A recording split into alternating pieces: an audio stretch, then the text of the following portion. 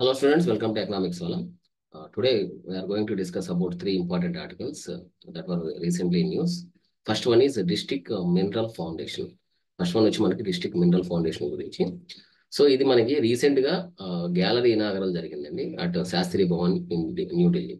So what is this new district mineral foundation అంటే especially mining activities ద్వారా ఎక్కడైనా mining related operations ద్వారా effect అయిన పీపుల్స్ ఎవరైతే ఉన్నారో వాళ్ళకి కావాల్సిన బెనిఫిట్స్ ప్రొవైడ్ చేసానికి especially in the form of schools కానీ లేదంటే వాళ్ళ హెల్త్ ఎడ్యుకేషన్ అంటే బేసిక్ సోషల్ సెక్టర్ హెడ్స్ ఏవైతే ఉన్నాయో వాటన్నిటిని ప్రొవైడ్ చేసేదానికి for the interest of and benefit of the people who are heavily affected by mining related operations. దీనికోసం సపరేట్ గా ఒక డిస్ట్రిక్ట్ మినరల్ ఫౌండేషన్ ఫండ్ అనే దాన్ని క్రియేట్ చేశారు. It is non profit trust అండి. సో మనకి ఇది ఏంటంటే నాన్ ప్రాఫిట్ ట్రస్ట్. ఇది మనకి ట్రస్ట్ అనేది నాన్ ప్రాఫిట్ ట్రస్ట్. సో ఇక్కడ మనకి ప్రాఫిట్స్ అనేటివి ఉండవు. ఇవి జనరల్ గా గవర్నమెంట్స్, స్టేట్ గవర్నమెంట్స్ డిస్ట్రిక్ట్స్ లో ఎక్కడైతే డిస్ట్రిక్ట్స్ లో ఎఫెక్ట్ అయింటారో మైనింగ్ వల్ల సో అక్కడ ఎస్టాబ్లిష్ చేస్తారు. అయితే దీనికి లీగల్ బేసిస్ తీసుకుంటే మనకి mines and minerals development act 1957 దాన్ని బేస్ చేసుకొని 2015 లో దీన్ని అమెండ్మెంట్ తీసుకొచ్చారు. So right now it is legal basis మీద వర్క్ అవుతుంది. అయితే దీని మెయిన్ ఆబ్జెక్టివ్ వచ్చి to work for the interest and benefits of the people and areas impacted by mining related operations. So mining related operations వల్ల ఎవరైతే effect అయింటారో వాళ్ళందరికీ కూడా towards the interest and benefit for the people కోసం దీన్ని create చేయడం జరిగింది. అయితే దీంట్లో మెయిన్ గా ఫండింగ్ ఏ విధంగా ఫండింగ్ వస్తుంది. అయితే ఫండింగ్ అంటే మనకి మైనింగ్ యాక్టివిటీస్ కి జనరల్ గా రాయల్టీ ఉంటుందండి. రాయల్టీ ఫీజెస్ పే చేస్తారు. ఆ రాయల్టీ ఫీజెస్ ఎవరైతే మైనింగ్ లీజ్ తీసుకుంటారో ఆ మైనింగ్ లీజ్ హోల్డర్స్ అనే వాళ్ళు they will give out a fund, DMF కి ఫండ్ ఇవ్వడం జరుగుతుంది. అలాగే contributions from the state government. State government అంటే ఎస్పెషల్లీ స్టేట్స్ లో ఎప్పుడైనా బడ్జెట్ తీసుకొచ్చేప్పుడు బడ్జెట్ లో కూడా మనకి ఈ డిస్ట్రిక్ట్ మినరల్ ఫౌండేషన్ కి సంబంధించి బడ్జెట్ లో కూడా కొద్దిగా అలకేట్ చేయడం జరుగుతుంది. అలాగే donations from private companies. Normal గా ప్రైవేట్ కంపెనీస్ అంటే ఫిలాంథ్రఫిక్ యాక్టివిటీస్ ఎక్కువగా చేసే కంపెనీస్ ఏవైనా కూడా సో ఇవి కూడా సమ్ టైమ్స్ డొనేషన్స్ చేయడం వల్ల ఈ ఫండింగ్ అనేది డిఎంఎఫ్ అనే దానికి ఫండింగ్ వస్తుంది. అయితే ఇక్కడ ఇంప్లిమెంటేషన్ చూసుకుంటే ఇంప్లిమెంటేషన్ ప్రతి బోర్డు కూడా బోర్డ్ ఆఫ్ ట్రస్టీస్ ఉంటారు జనరల్ గా. సో ఇక్కడ కూడా DMFs are governed by board of trustees అండి, which includes representatives from the state government లోను అలాగే డిస్ట్రిక్ట్ అడ్మినిస్ట్రేషన్ లోను అలాగే లోకల్ కమ్యూనిటీస్ అలాగే ఈ మైనింగ్ రిలేటెడ్ యాక్టివిటీస్ లో ఎక్స్పర్ట్స్ ఎవరైతే ఉన్నారో వీళ్ళందరూ కూడా ఇంప్లిమెంటేషన్ బాడీలో బోర్డ్ ఆఫ్ ట్రస్టీస్ లో వర్క్ చేస్తారు. ఇది డిస్ట్రిక్ట్ మినరల్ ఫౌండేషన్ గురించి. ఎందుకు ఇది న్యూస్ లో ఉందంటే ఈ డిస్ట్రిక్ట్ మినరల్ ఫౌండేషన్ అనేది దానికి సంబంధించిన గ్యాలరీ అనే దాన్ని ఇనాగరేట్ చేశారండి శాస్త్రి భవన్ ఇన్ న్యూఢిల్లీ. శాస్త్రి భవన్ న్యూఢిల్లీలో దీన్ని ఇనాగరేట్ చేశారు. That is the first one.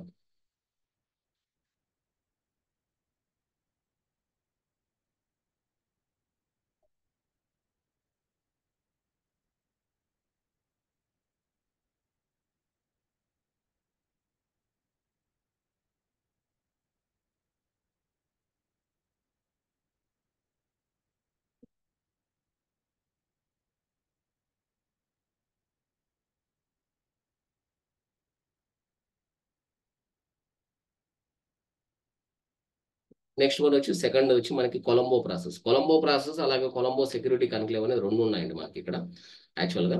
అయితే కొలంబో ప్రాసెస్ లో మనకి ఏంటంటే ఎస్పెషల్లీ మనకి సౌత్ ఈస్టర్న్ నేషన్స్ లో ఎక్కువ భాగం మిడిల్ ఈస్ట్ కంట్రీస్ లోకి వెళ్ళి ఎక్కువ వర్క్ చేస్తుంటారు జనరల్ గా. అంటే లేబర్ వర్క్ ఎస్పెషల్లీ నా అంటే అక్కడ మిడిల్ ఈస్ట్ కంట్రీస్ లో మనకి జనరల్ గా తెలిసింది ఏంటంటే generally these are very oil rich nations ఎక్కువ ఉంటాయి.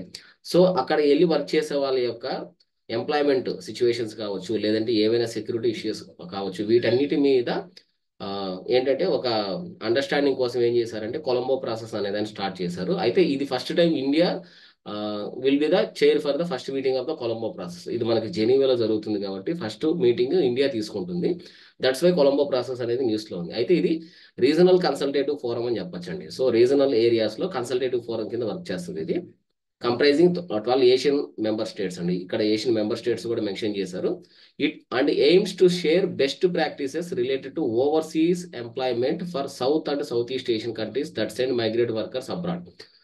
So not only middle east nations especially ఇక్కడ నుంచి ఈ కంట్రీస్ నుంచి ఎవరైతే అబ్రాడ్ కి వర్కింగ్ ఆపర్చునిటీస్ మీద వెళ్తున్నారో ఓవర్సీస్ ఎంప్లాయ్మెంట్ ఆపర్చునిటీస్ కోసం వెళ్తున్నారు వాళ్ళకి సంబంధించిన బెస్ట్ ప్రాక్టీసెస్ ని అడాప్ట్ చేసుకునే దానికి ఇది ఒక కన్సల్టేటివ్ ఫారం కింద స్టార్ట్ చేశారు.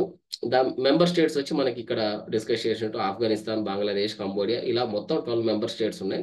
The forum founded by 10 of the states make non binding decision by consensus. అయితే ఇక్కడ ప్రాబ్లం ఏమవుతుందంటే ఏదైనా డెసిషన్స్ తీసుకున్నా కూడా అవి నాన్ బైండింగ్, అన్ని స్టేట్స్ కూడా ఫాలో అవ్వాల్సిన అవసరం లేదు, even though they are making by through consensus అయినా కూడా.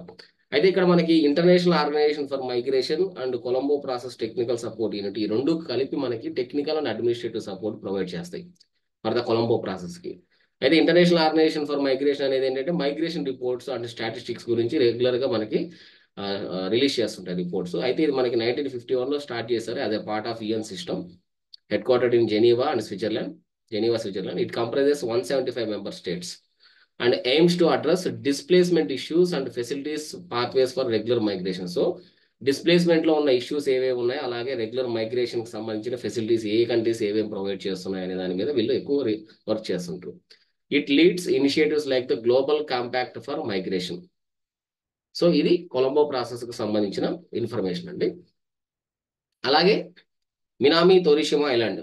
సో ఇలాంటి పేర్స్ జనరల్ గా మనకి సౌత్ కొరియానో లేదంటే జపానో ఇలాంటి ఏరియాస్ లోనే మనం ఇలాంటి నేమ్స్ ఎక్కువగా చూస్తుంటాం కాబట్టి మ్యాప్ బేస్డ్ క్వశ్చన్స్ లో కూడా దీస్ ఆర్ వెరీ ఇంపార్టెంట్. ఇది న్యూస్ లో ఎందుకు ఉందంటే 230 million tons of minerals were found especially including cobalt and nickel. Cobalt and nickel అనేది మనకి ఎలక్ట్రానిక్ వెహికల్స్ బ్యాటరీ నీడ్స్ కి పనికి వస్తాయండి జనరల్. సో మనకి ఇప్పుడు ఎలక్ట్రికల్ వెహికల్స్ ఇండియాలో కూడా మనం చాలా ఫాస్ట్ గా అడాప్ట్ చేసుకుంటున్నాం. సో వాటన్నిటికీ కూడా కోబాల్ట్ అండ్ నికెల్ అనేది ఎస్పెషల్లీ ఎక్కువ రోల్ ప్లే చేస్తుంది ఎలక్ట్రికల్ వెహికల్స్ కి. అయితే ఇక్కడ మనకి రీసెర్చర్స్ అనే వాళ్ళు ఏం చేశారంటే 230 million tons ఆఫ్ మినరల్స్ ను ఫౌండ్ అవుట్ చేశారు. ఎక్కడ 1200 miles ఫ్రమ్ టోక్యో. టోక్యో అనేది జపాన్ క్యాపిటల్. సో ఇది టోక్యో తీసుకుంటే దీనికి సౌత్ ఈస్ట్ సైడ్ లో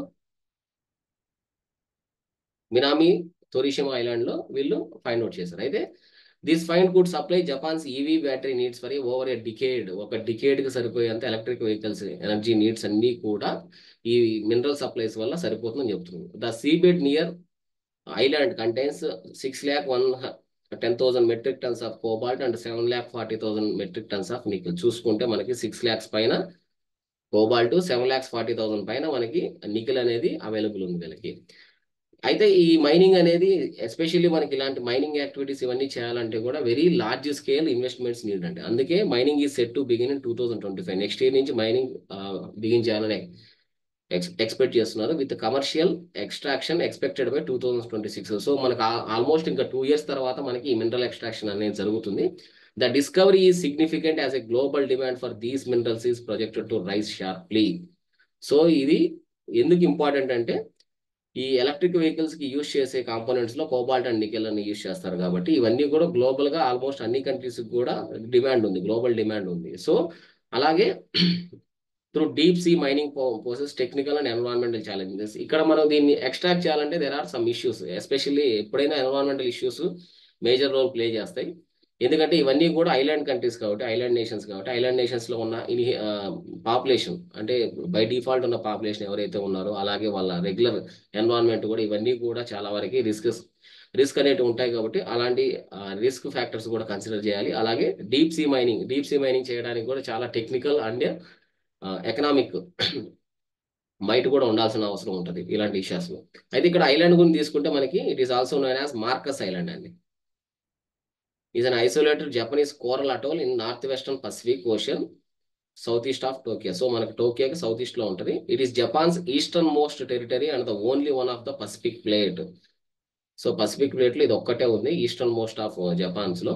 the island is shape like equilateral triangle. So ఈ island nations some times news లో ఉన్న ఐలాండ్ నేషన్స్ యూపీఎస్సీ లో ఫ్రేమ్ చేసేదానికి కూడా ఛాన్సెస్ ఎక్కువ ఉంటాయి. ఎందుకంటే ఐలాండ్స్ లెట్ సపోజ్ ఐలాండ్స్ ఇచ్చేసి వెదర్ ఈస్ట్ టు వెస్ట్ లేదంటే నార్త్ టు సౌత్ లేదంటే occurrence of different minerals A countries లో జరిగాయని రీసెంట్ గా బేస్డ్ ఆన్ ద ఇయర్స్ అలా కూడా క్వశ్చన్స్ ఫ్రేమ్ చేస్తున్నారు. కాబట్టి this is very important regarding island, Japan island, especially with respect to the minerals exploration, cobalt and nickel. So this is everything about these 3 articles. Have a nice day and thank you.